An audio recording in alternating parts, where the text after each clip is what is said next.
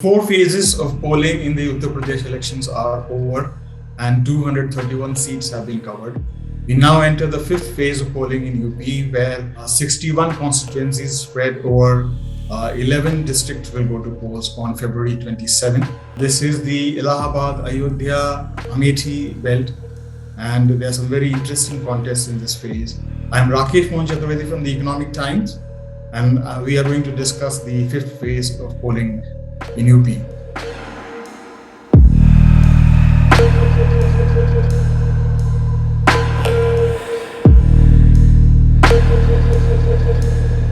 So in this phase, the most interesting district to watch out for would be Ayodhya, where the elections are being held for the first time after the 2019 verdict of the Supreme Court, and the construction of the Grand Temple at Ayodhya has already begun.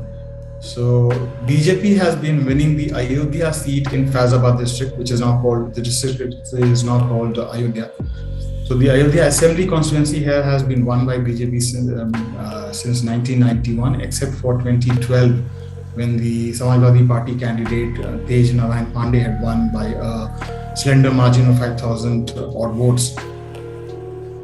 So this time, the locals there have been concerned about issues that pertain to their life.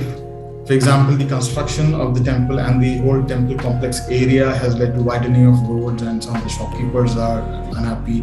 BJP has fielded Ved Prakash Gupta, the sitting MLA this time, and he's contesting against Tej Narayan Pandey. Apart from Ayodhya, we have seats in Allahabad, which is now Prayagraj.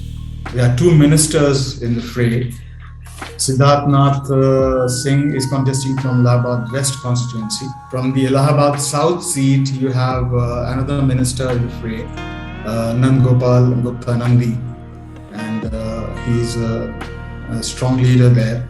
Then in adjoining Kaushambi district, you have Deputy Chief Minister of UP Keshav Prasad Maurya in the fray from the Chitrakoot seat, which he had won earlier, and then vacated the seat to become an MP from Phulpur.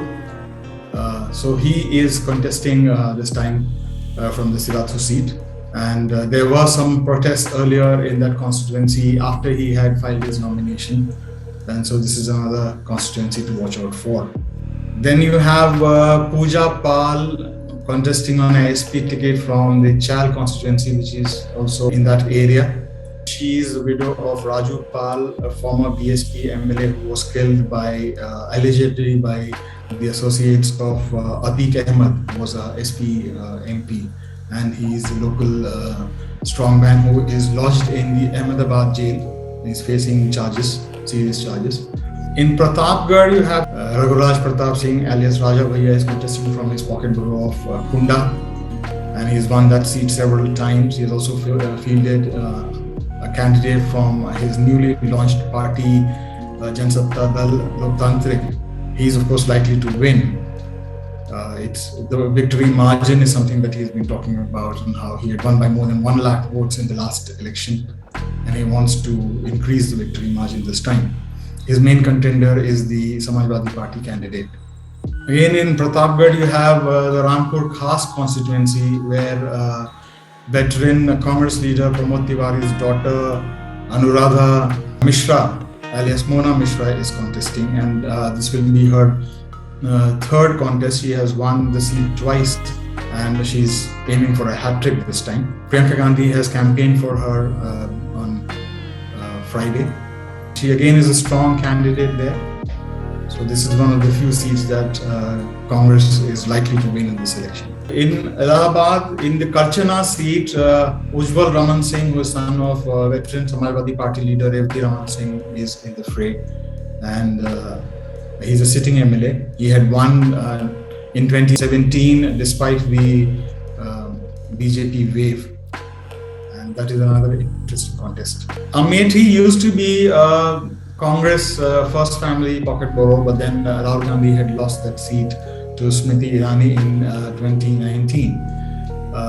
The assembly seats that fall in the Amethi Lok Sabha constituency have not always been won by the Congress, and the other parties have done well in these assembly seats. and the same trend is likely to continue in this election.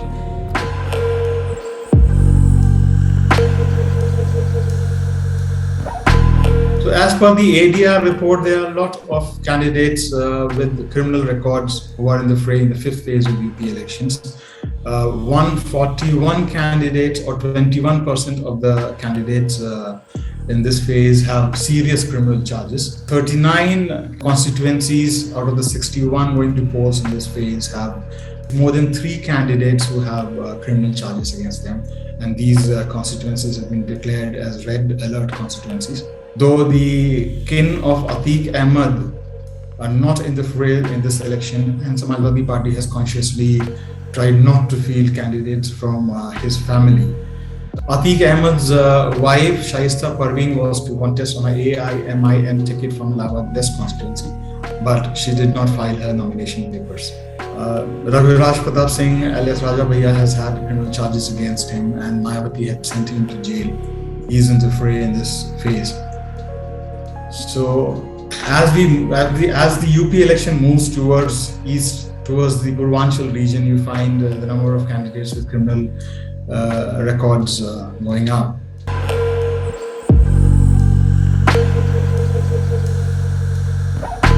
While most of the issues which are at play in this constituency will also be important in the fifth phase, BJP has raked up the Ayodhya issue, also the law and order issue. A lot of candidates in this fray have criminal records. The temple issue will, of course, the Ayodhya temple issue will also be important.